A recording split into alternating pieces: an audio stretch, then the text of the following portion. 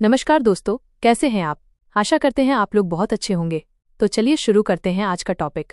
आज का टॉपिक है डेविस द्वारा प्रतिपादित अपर्दन चक्र की व्याख्या। डेविस का अपर्दन चक्र।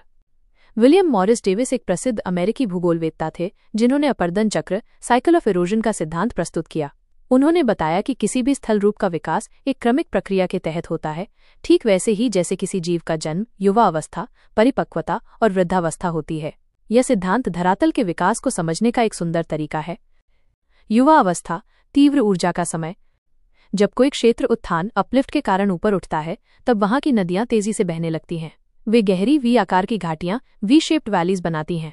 भूमि उबड़ खाबड़ होती है और अपर्दन तीव्र होता है। यह अवस्था इतनी जोशीली होती है जैसे कोई नवयुवक अपनी पूरी ऊर्जा में हो। परिपक्व अवस्था, संतुलन और विस्तार। अब नदियां थोड़ा शांत हो जाती हैं। वे क्षैतिज दिशा में कटाव करने लगती हैं, जिससे चौड़ी घाटियां, पठार और नदी मैदान, broad valleys, plateaus and flood plains बनने लगते हैं।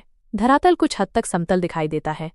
ये समय है स्थायित्व और संतुलन का, जैसे किसी व्यक्ति का मध्यम आयु में होना। वृद्धावस्था, समतलता और शांति। यह चक्र का अंतिम चरण होता है। अब भूमि लगभग समतल हो जाती है, जिसे डेविस ने पेन प्लेन कहा। नदियां मंथर गति से बहती हैं, कटाव बहुत ही कम होता है। स्थल रूप थका हुआ और शांत प्रतीत होता है, ठीक वैसे जैसे बुजुर्ग अवस्था में जीवन शांत हो जाता है। प्राकृतिक कहानी और सीमाएं। डेविस का सिद्धांत एक प्राकृतिक कविता जैसा लगता है, लेकिन इसकी कुछ सीमाएं भी हैं। ये सिद्धांत धीमी और नियमित प्रक्रियाओं को ही मानता है, जबकि भूकंप, ज्वालामुखी जैसे आकस्मिक घटनाएं भी भूमि के स्वरूप को अचानक बदल देती हैं। इसके बावजूद ये मॉडल अब भी भू आकृतिक अध्ययन का एक मजबूत आधार है। कल्पना कीजिए, एक ऊंचा पहाड़, उस पर बहती तेज नदी। समय के साथ उसकी चोटियां घिसती जाती हैं, घाटियां फैलती जाती हैं और अंत में वो पहाड़ समतल मैदान बन जाता है।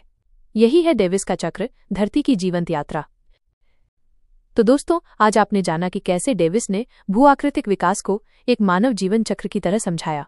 ये न सिर्फ वैज्ञानिक है, बल्कि एक कहानी की तरह भी है, जिसे सुनना और समझना बहुत सुखद लगता है। फिर मिलते हैं एक नए टॉपिक के साथ। तब तक के लिए ख्याल रखिए और सीखते रहिए।